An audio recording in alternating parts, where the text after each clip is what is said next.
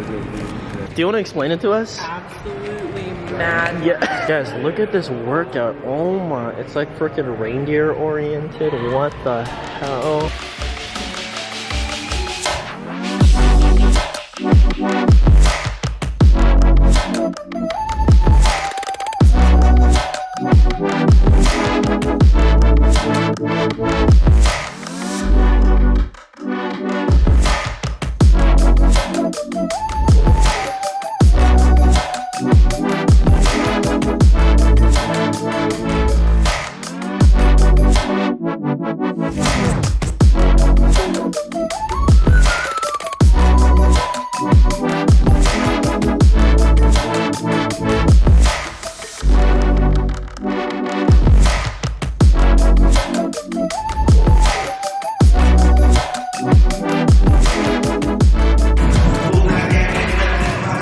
So yeah, that was a very frustrating workout.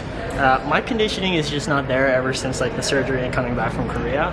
I mean, I still do have to take it easy for this week, but next week, and especially in the New Year's, holy man, I need to work on my conditioning. But yeah, it is what it is. What can you do? You just gotta get better. Where are you, buddy? You talk too much. Molasses? I find chocolate chip to be better. Can you not?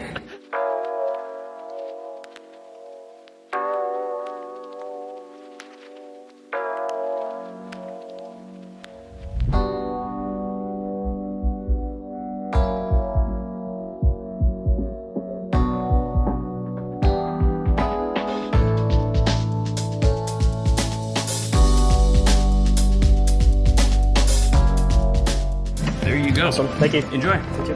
You too.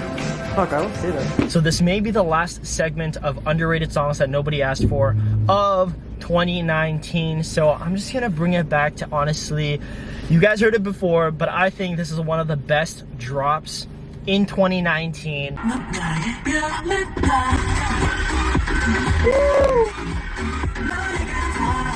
Guys, the melodic synth in the drop, are you kidding me? Like, that has to be the best drop of 2019.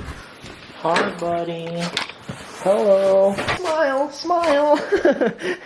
Hi, Jasper. Alright, guys, so I have been contemplating about this decision for the past, like, 3 or 4 months. And that, Jasper, this isn't for you, is to get another pair of boots. So I currently own one pair of boots, which is kind of like the wide-toed rubber boots that you guys always see me wear. That's honestly great for like walking Jasper and just kind of, you know, treating them as my everyday boots. If you guys don't know, I live in Alberta, Canada, which means that it snows pretty much 10 months out of the year.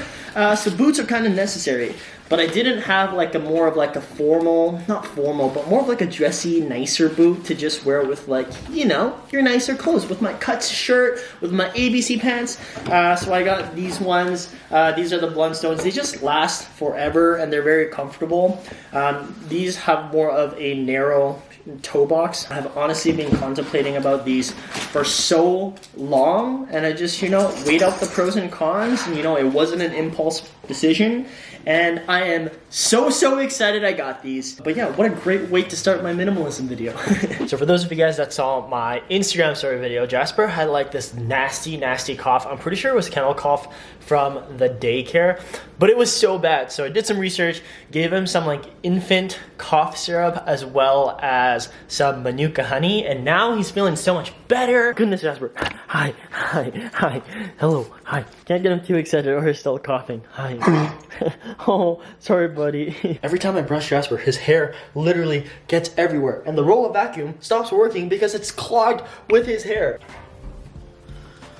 Right, so today I want to talk about minimalism and how it's going to pertain to me in 2020. Now, I have currently seen maybe 3 or 4 minimalism in 2020 videos, and all of them have been about decluttering. Now, I get it. I love decluttering videos. It does really well on the YouTube algorithm. People love watching them, and like 20 things to declutter before 2020 just sounds really good. So I am not hating on these creators whatsoever. However, I also want people to understand that minimalism isn't necessarily just about decluttering your old socks. So for the past couple of years, minimalism for myself has just been about being intentional with how I spend my time, energy, and money. It wasn't about how many items I owned, it wasn't about saving money, and it wasn't about the art movement, you know, the white walls, the negative space, the plants, and like the monochromatic color scheme.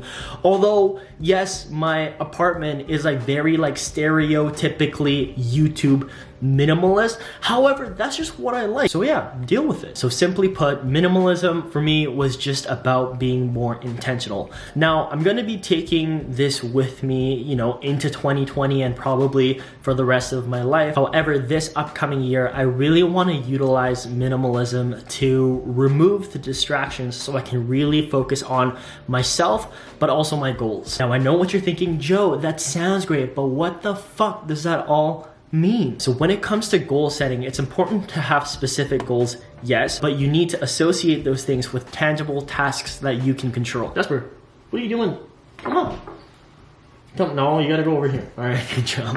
So for myself, I have 3 main goals for 2020. The first one being I want to create original content full-time. Like I freaking love making YouTube videos, like the whole process of planning, editing, creating, and also like interacting with you guys. As much as I love all of my clients and enjoy creating content for their businesses and their vision, I ultimately want to create the content that I want to create and the content that you guys want to see. So in order to do that, I'm just going to be taking on a lot less client work. Now, obviously it's going to be a balance because the client work is what necessarily pays the bills at this point. However, now I'm getting to a point where I'm getting sponsorships and brands are reaching out and it's really looking like I can do this full time this year. So essentially you can see all of like the client work and the business side of it as the distraction that I'm going to remove so that I can focus on my goals. My second goal for 2020 is just improve on my squats. Now, I'm not going to associate a specific number to it. It might be 315 for easy reps. It might be 405. Like, who knows? But I want to improve on my squats. I have been putting it off for so long, and I recently, like at the end of this year, started to squat more. However, I want to just improve. So in order to do that, I'm going to be squatting at least 2 to 3 times per week, which means that I'm probably gonna have to cut down on other things, whether it be it's other training days. I'm probably gonna have to bench less. But yeah, whatever I gotta do to remove those distractions. Maybe it's like less social outings. Maybe it's less drinking. I mean, I don't really drink that often, but I really wanna force myself to squat 2 to 3 times per week, because when you're starting a new movement, it's not a new movement, but when you wanna get better at a movement, you just simply have to do the movement more and more. Now, my third and final goal for 2020 is probably the most ambitious one, and that is to pay off all of my parents' debt. If you guys have been following me around for a while and saw my background, how I grew up, why I got into minimalism, yeah, my parents are first-generation immigrants. They have just been working for so freaking long at jobs they hate. But yeah, I just, I feel like it's time. And honestly, I'm not even too sure what I have to do. Like for the other goals, I'm like, I'm gonna do this, I'm gonna do this. But I think sometimes you just don't know, but you have that like gut feeling that you have to do this. Whether it means that I'm gonna burn out, but fuck, it feels like my parents have been burned out for the past 20 years. So I'm gonna do whatever it takes. This is gonna be a real goal of mine. It's gonna be, it's a big goal, but I know I'm gonna do it. And you know, I know it's not the best goal setting. I feel like it's going kind of against everything I've said before about like setting specific goals and setting tangible things you can do. And I feel like I have a rough guideline of what I need to do in my head. But at the same time, you know, life is going to happen and you can't really plan for everything, but I just know that this is something that I need to do. Yeah, I've said it in this video. I am going to pay off all of my parents' debt in 2020. So like I mentioned before, I'm still going to be intentional about the things I bring into my life and how I expend my money, energy, and time.